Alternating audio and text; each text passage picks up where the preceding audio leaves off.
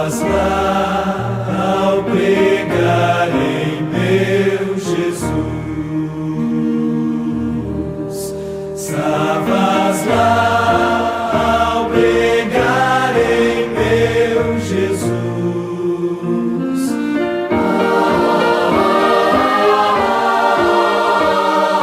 Nisto pensando quanto tremo, tremo, tremo. Estavas lá ao pregar em meu Jesus. Estavas lá quando o sol não quis brilhar. Estavas lá quando o sol não quis brilhar.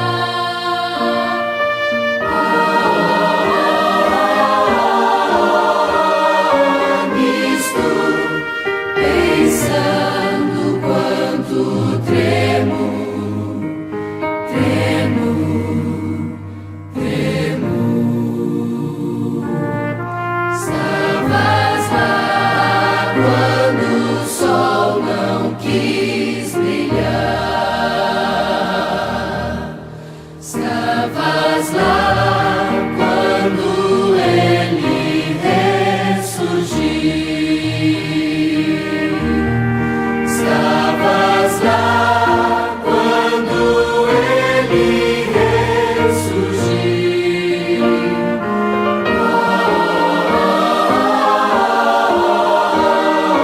Nisto pensando quanto tremo, tremo, tremo. Estavas lá quando ele ressurgiu.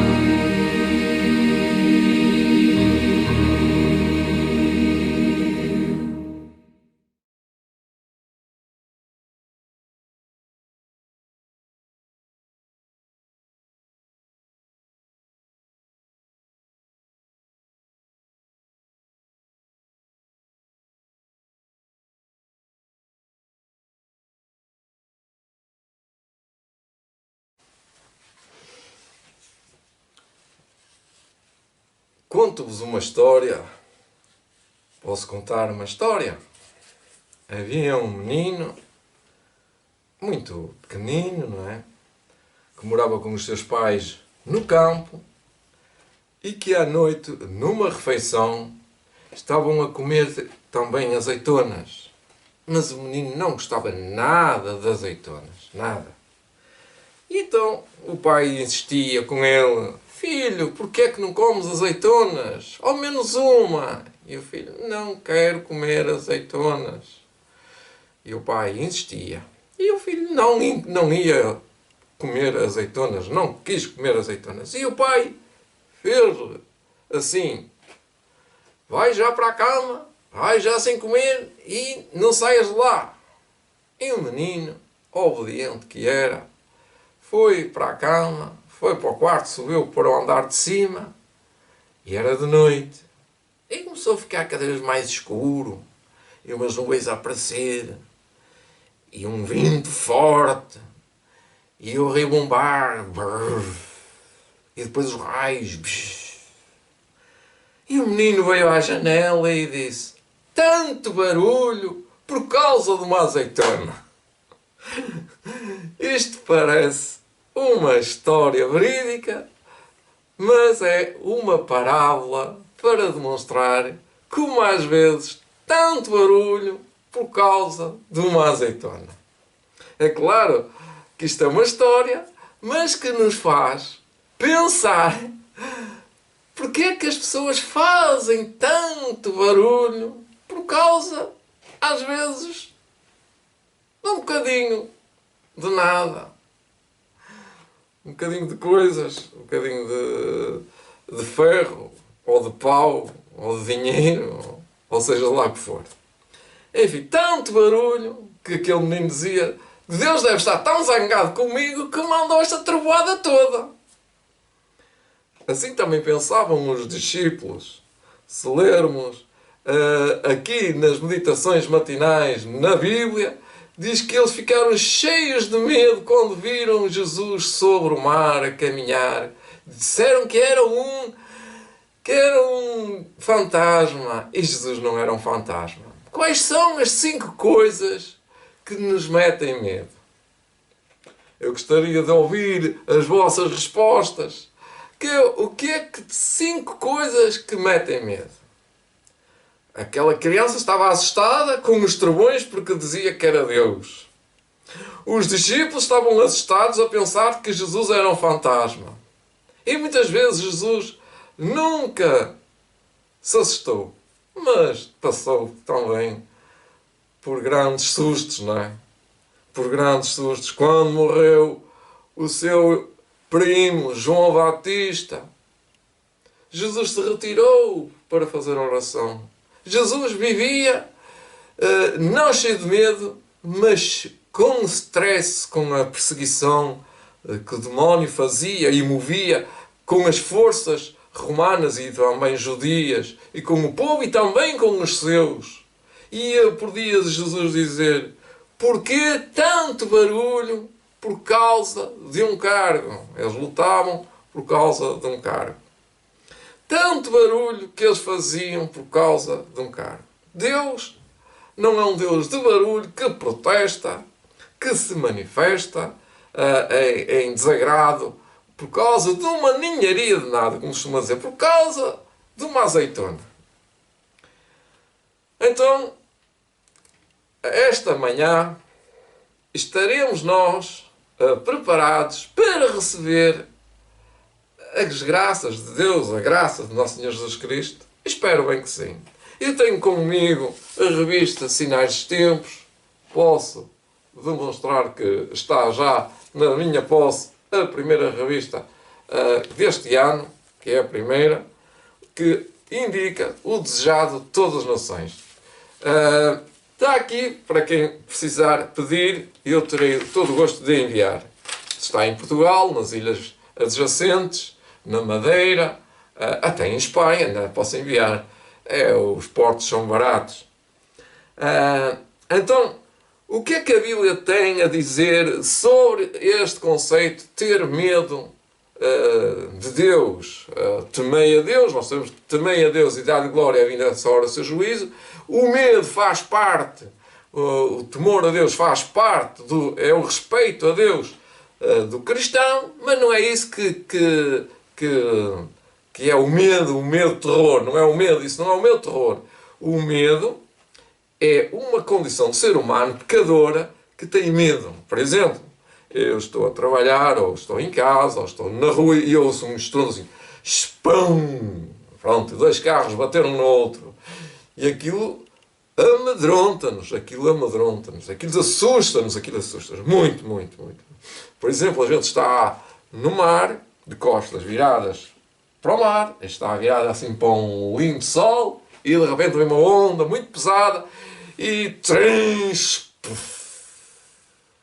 e espalha-nos as coisas ao redor, como já me aconteceu, a molhar toalha, a molhar a areia, não é? A molhar o corpo, e a ficarmos encharcados, e ainda por cima ficar com os ouvidos cheios de areia e ficar mergulhados debaixo d'água. Isso também foi já um susto que eu já apanhei.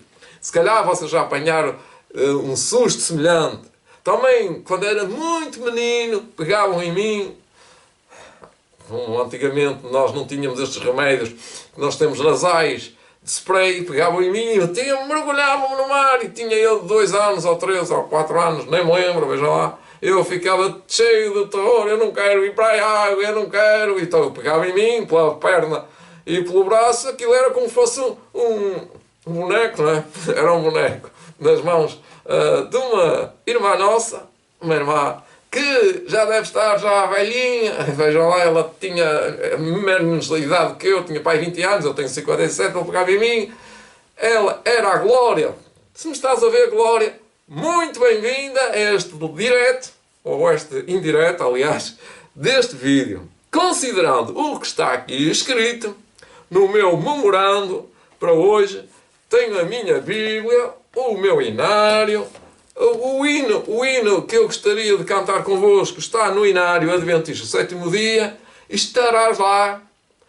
E estavas lá quando Jesus morreu. É assim, ouçam, eu vou pô-lo aqui e no princípio uma parte, se quiserem vê-lo inteiro também podem ver. Estarás lá, a minha pergunta é, estarás lá quando Jesus Cristo regressar? Estarás lá, presente? Como é que estarás lá? De uma maneira, eu gostaria de estar lá, vivo, presente. Se estiver morto, também vou estar lá, vou ressuscitar. E isso é a minha esperança. Mas vamos ler um texto que se encontra em São João. Tem alguns textos, para isto temos que ter alguns textos.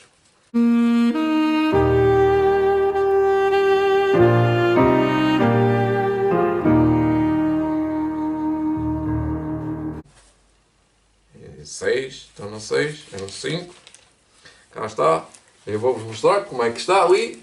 É assim, naquela bolinha vermelha, em São João 5, 29. É o texto base e este texto é o suficiente para compreendermos. Estarás lá quando Jesus Cristo voltar.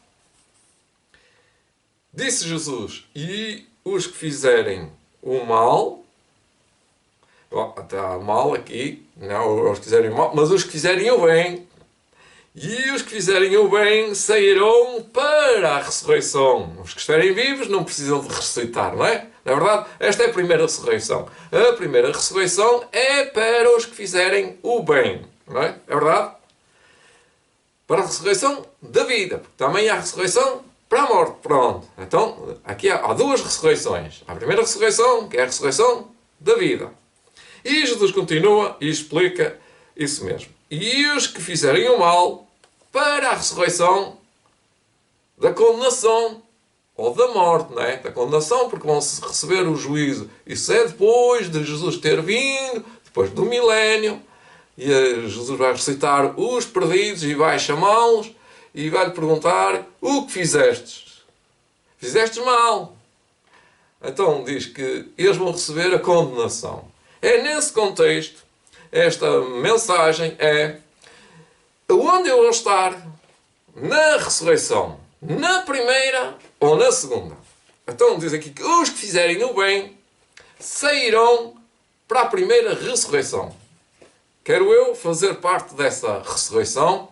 Quero o irmão fazer parte dessa mesma ressurreição? Então vamos lá, vai começar o direto.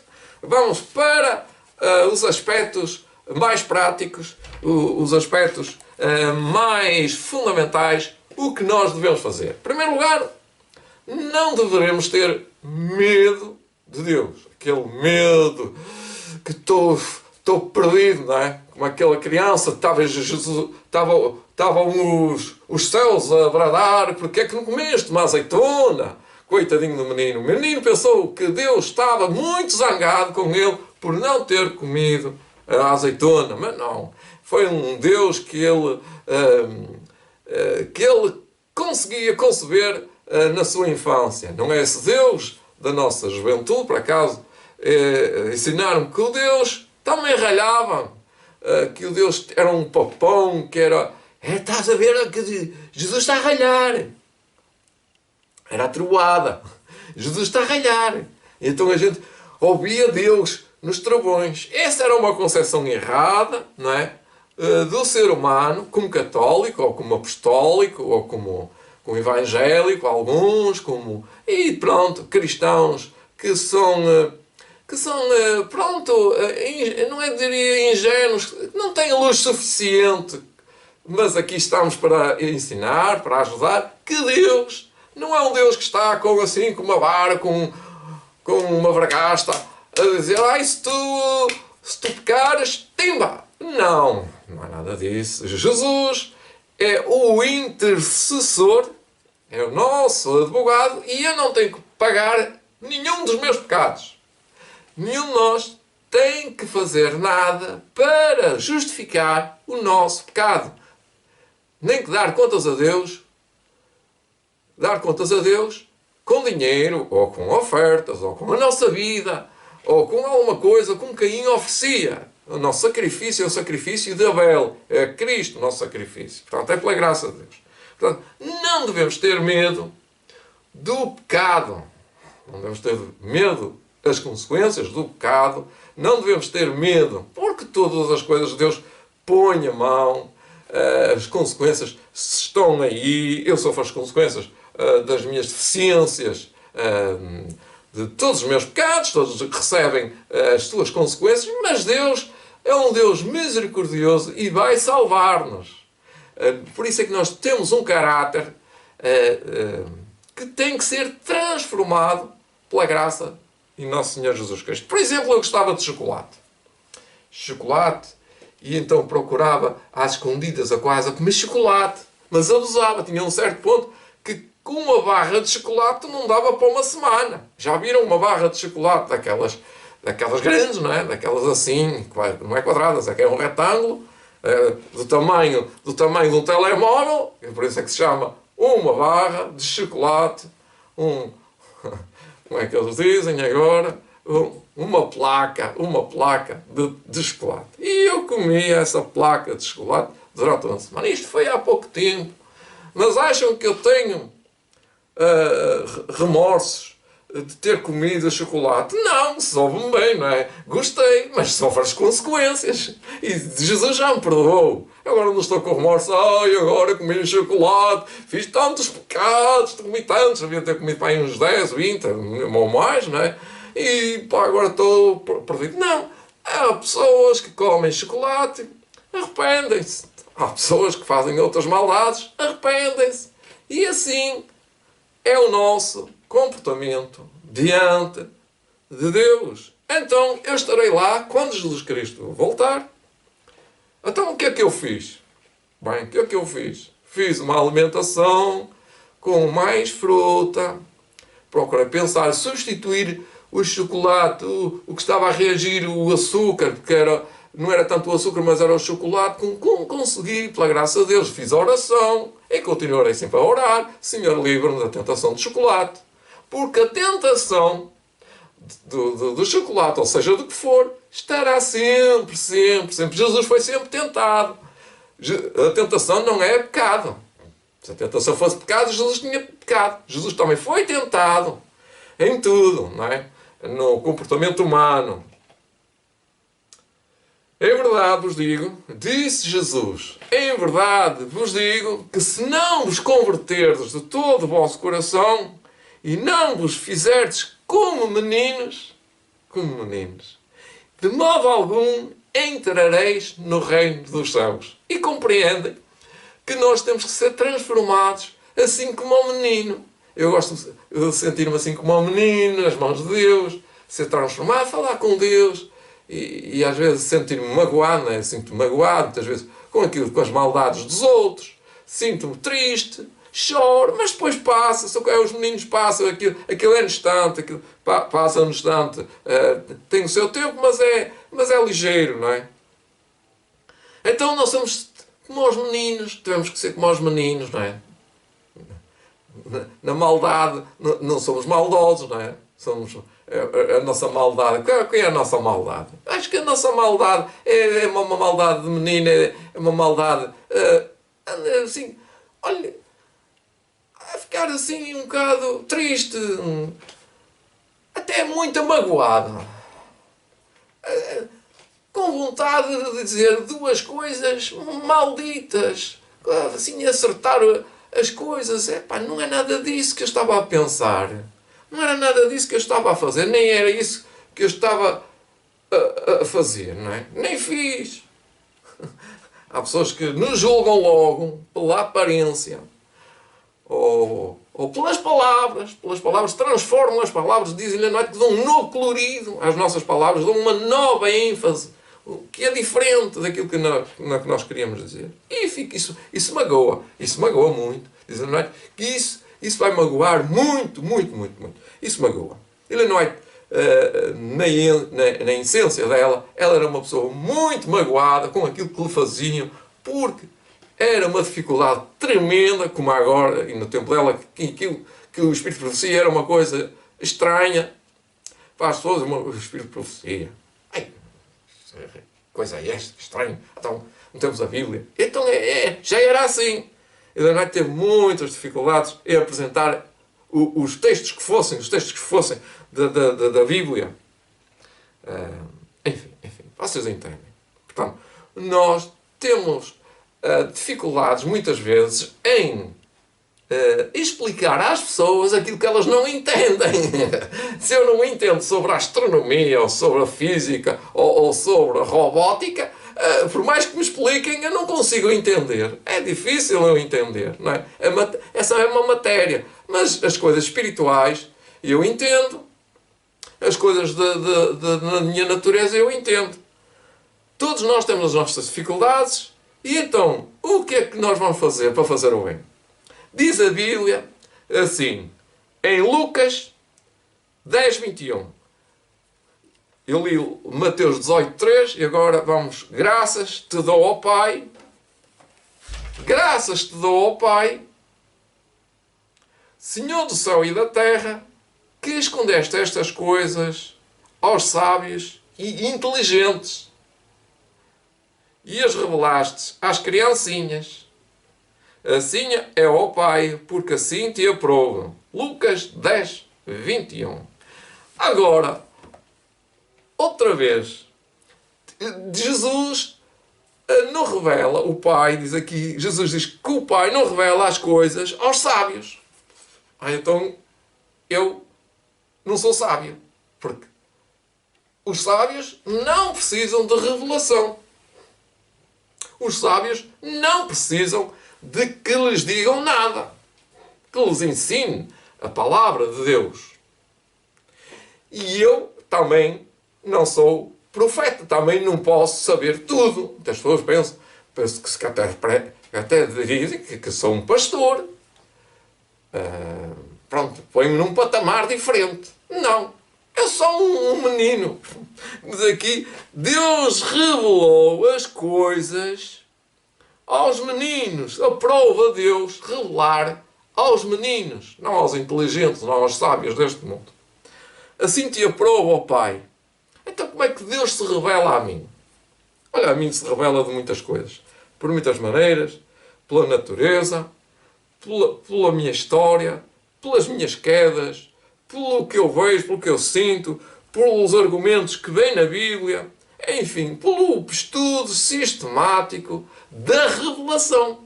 Da revelação. Porque diz que revela. Diz, ó Pai, escondeste estas coisas aos sábios e inteligentes e as revelaste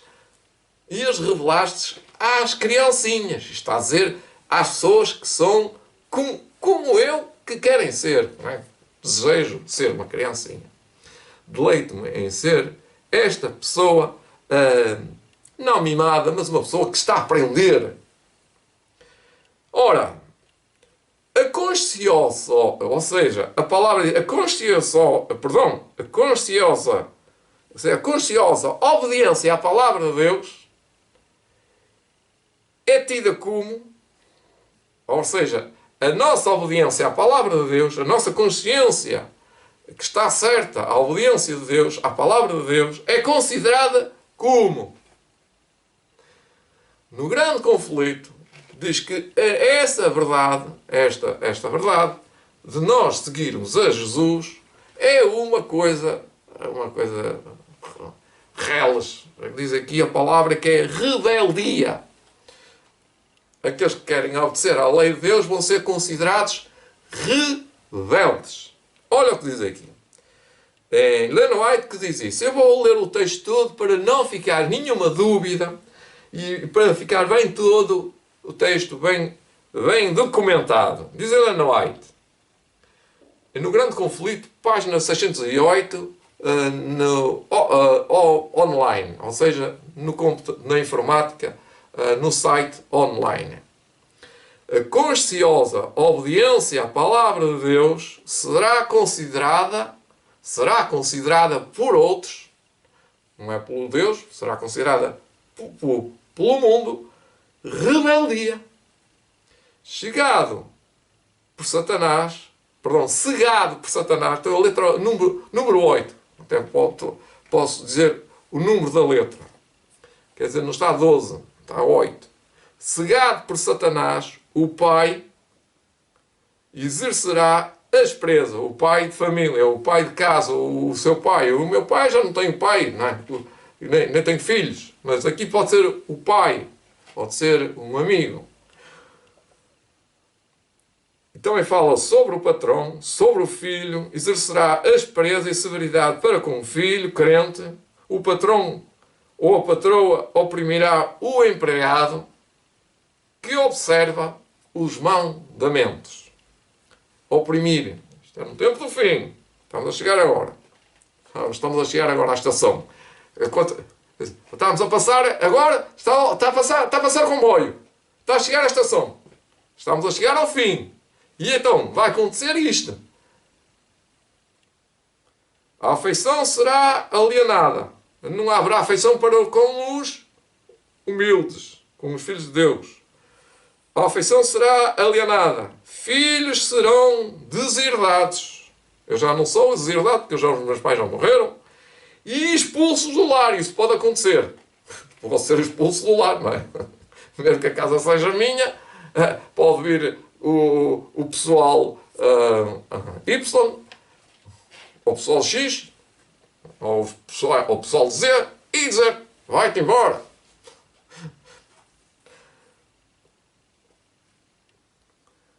A afeição será alienada, filhos serão deserdados e expulsos do lar. Cumprir-se-ão literalmente as palavras de Paulo. Ainda se vai cumprir. Então isto é uma profecia.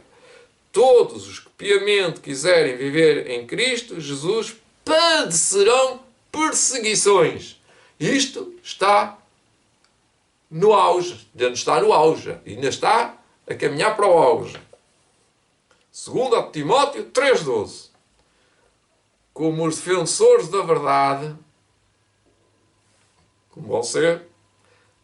como os defensores da verdade se recusam ou se recusem a honrar o descanso dominical, neste caso é o domingo, alguns deles serão lançados na prisão, exilados,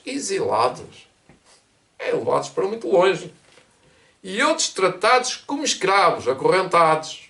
Nós estão a imaginar uma pessoa acorrentada a um tronco, exilados e escravos. E para trabalhar, um escravo o que é que faz? Trabalha. Para a sabedoria humana, tudo isto parece agora utopia, não é? Utopia. A revista desta semana fala de utopias. O que é uma utopia? É uma coisa que não acontece. Não pode ser, não é? É uma utopia, não é? Uma pessoa ficar amarrada para ir para um canto qualquer, como eu já vi, pode fazer isso a um cão, não é? Amarrar um cão ali num pinhal, ali 3 km acima, nas montanhas, ou a 10 km de casa, ou para aí, porque não tem água, depois não tem abrigo, está ao frio, está ao calor, está à chuva, tem fome e acaba por morrer porque está exilado. Está ali amarrado a uma cadeia. Mas Deus aqui não vai abandonar os seus filhos.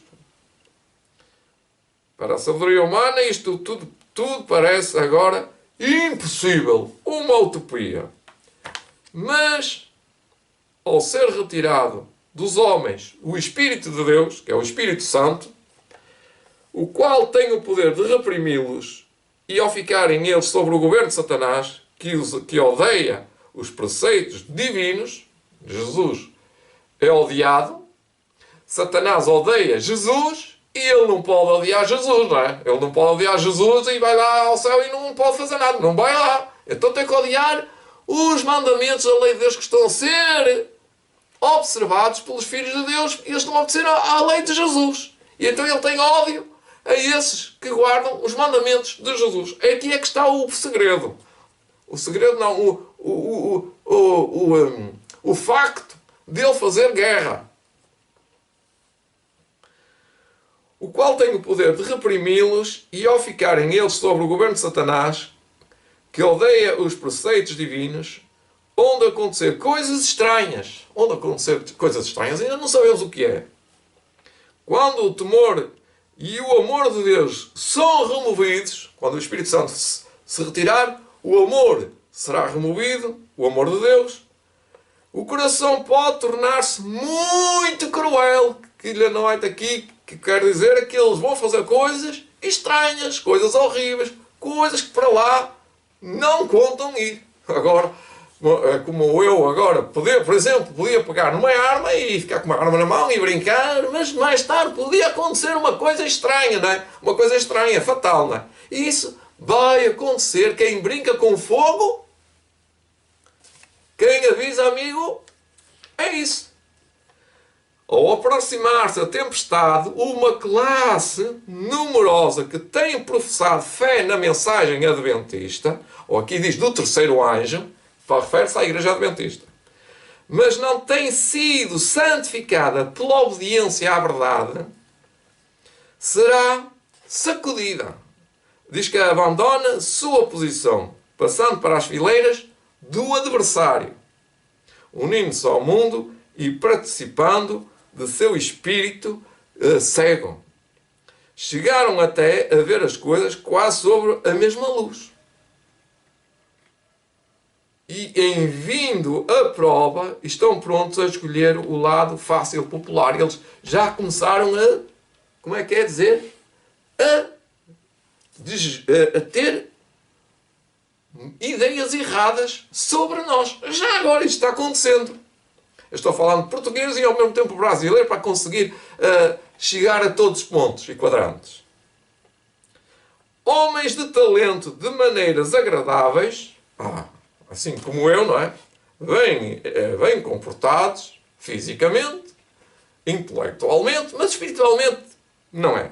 Homens de talento e maneiras agradáveis que se haviam já regozijado na verdade, empregam agora suas capacidades em enganar e transviar as almas. Tornam-se os piores inimigos de seus antigos irmãos. Quando os observadores do sábado só forem levados perante os tribunais para responder pela sua fé, e estes apostatados serão os mais acérrimos e ativos daqui agentes de Satanás a dizer que ele é um mentiroso e ia dizer coisas que aconteceram, que ele era muito mau, ele fazia só coisas disparatadas, enfim. Para representá-los falsamente e os acusar, e por meio de falsos boatos e insinuações, incitar os governantes contra eles. Portanto, os governos não são os piores. Lembre-se, medos, nós temos que ter medo. Eu tenho que ter medo das autoridades, não é? Tenho que ter medo, mas não tenho assim tanto medo. Olha aqui. Não são as autoridades que devemos temer. Temer assim muito medo, porque se nós formos bem comportados, se nós cumprimos com os nossos deveres cívicos, não é? Religiosos e cívicos, porque religiosos já compromete tudo, se nós formos bem comportados, por que é que vamos temer medo? Mas aqui vamos ter um problema, é que vamos ter pessoas que nos odeiam e vão arranjar, como no tempo de Jesus foi acusado que ele era Deus. Olha, era uma acusação grave. Estão a dizer, tu disseste que eras Deus. Era uma acusação. Só que deram um colorido diferente às palavras de Jesus. Sabem como é? O inimigo se consegue trabalhar as nossas palavras para dar um alarme, uma coisa, como é que é dizer, assustadora. Nós falámos uma coisa tão bem pensada, com amor, com simpatia, com a nossa liberdade de expressão para cativar as pessoas, para levá-las a Cristo, e as pessoas pegam e transformam aquilo em grandes mentiras. Em grandes, como aqui diz, acusações, falsos boatos, insinuações. Insinuam, quer dizer, fazem entender que ele era um fascista, era um comunista, era um raivoso, era uma pessoa que odiava o diabo e tudo que era do diabo. Enfim, vão fazer 31 por uma linha para dizer que ele é o pior de tudo, é o pior da sociedade. Neste tempo de perseguição, provar-se-á então a fé dos servos do Senhor. Deram fielmente a advertência, seguindo tão somente a Deus e sua palavra. Somente a Deus e sua palavra. Dizem que a gente deve ler, estudar a Bíblia, deve ler, estuda a Bíblia. Eu gosto muito daquelas publicações que dizem que devemos estudar a Bíblia, orar e trabalhar e testemunhar. Mas fica lá só assim influência, toda a gente gosta. Mas realmente, o que é isso, irmãos? Essas florzinhas a dizer bom dia, um verso bíblico só, e as pessoas passam logo para outra cena a seguinte e ficam com fome espiritual. Então, serão estes que estarão lá no dia de juízo? Serão estes que estarão lá, porreirinhos, santinhos, verdadeiros, salvos? Parece-me que não. Nesse tempo de perseguição, provar-se-á a fé dos servos do Senhor. Deram fielmente a advertência, seguindo tão fielmente, tão somente a Deus e sua palavra. Somente está escrito. Está assim, é a Bíblia. Não é para ali nem para lá. Não é para aqueles que falam, nem para aqueles que dizem, nem para aqueles que cantam, nem para aqueles que ouçam, escutam as coisas do outro. Estimulados por um santo zelo e um forte impulso divino, os servos de Deus cumprem seu dever sem deter-se para calcular as consequências. Isto é que é o problema que a gente não calcula. De falar ao povo a palavra que o Senhor lhes dera. A gente não faz um cálculo, não imagina as consequências danosas que fará para mim, ou para aqueles que servem. É o que diz aqui. Diz, sem deter-se para calcular as consequências de falar ao povo a palavra que o Senhor lhes dera. Não consultaram seus interesses temporais, tampouco procuraram defender sua reputação ou vida. Ficaram em perigo, é o que quero dizer. Estão em perigo, vão ficar em perigo.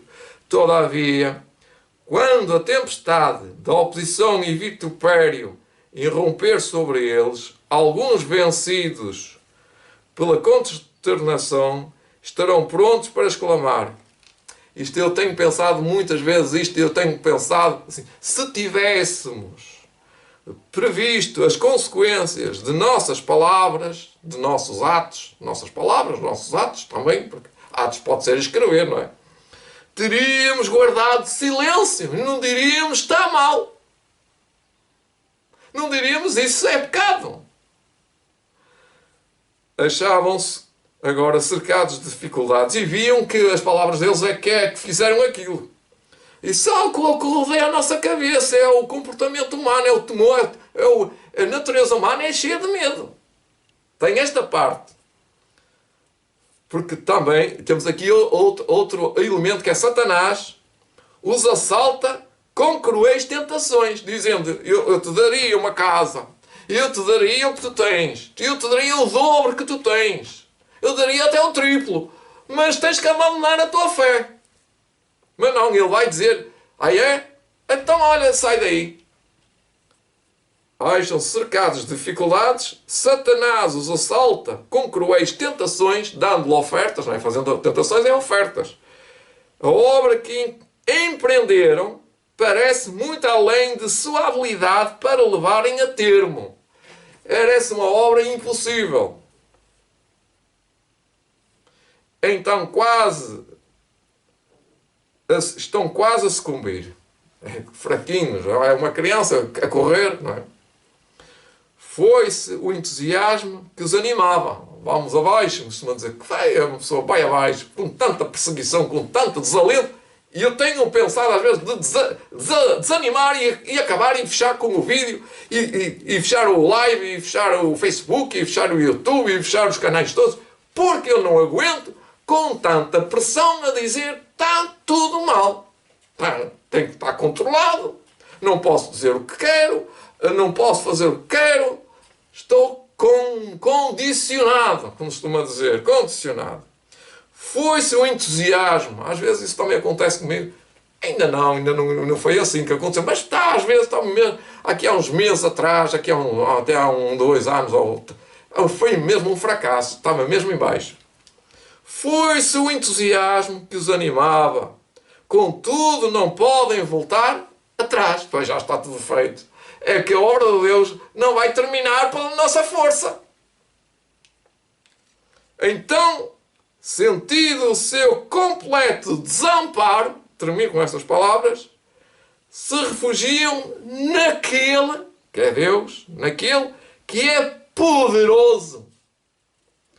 Em busca de auxílio, lembram-se de que as palavras que falaram não eram suas, vem o ânimo, mas daquele, com letra grande, aquele que os mandou dar as advertências. Não é só uma, são várias.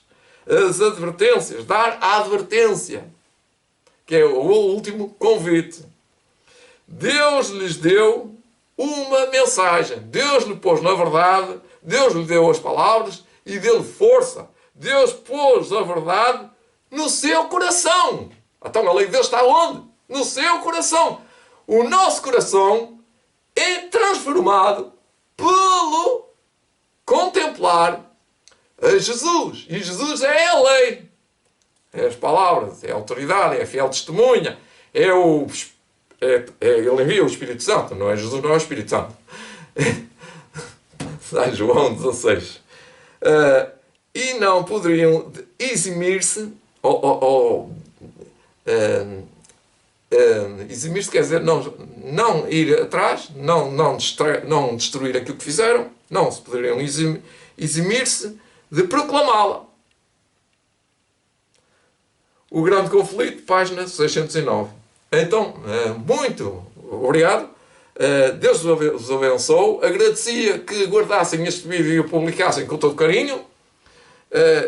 Não estão todos aqui a ver-me, mas todos que virem vão agradecer. Nem todos estão lá quando Jesus voltar. Resumindo, alguns estarão lá só para ser testemunhas do acontecimento. E uma grande maioria será perdida, não é? Estará perdida. Mas não subirá com uma minoria, que serão os 144.000, que se juntarão ao remanescente final, que serão aos milhões que ressuscitarão nessa ressurreição da vinda de Jesus, do regresso de Jesus. Na primeira ressurreição. Que nós possamos estar lá na primeira ressurreição. Não possamos estar lá na última ressurreição. Nem na primeira dos que não se vão salvar, como Judas, Iscariotes, o Pilatos, o Caifás. Não queremos estar como ele. Esse também ressuscitar na primeira ressurreição. Queremos estar na primeira ressurreição com o caráter de Jesus. Que possamos brilhar, sentir que Deus é amor, mas um amor altruísta. Bom dia, bom sábado, Deus vos abençoe e até ao próximo vídeo.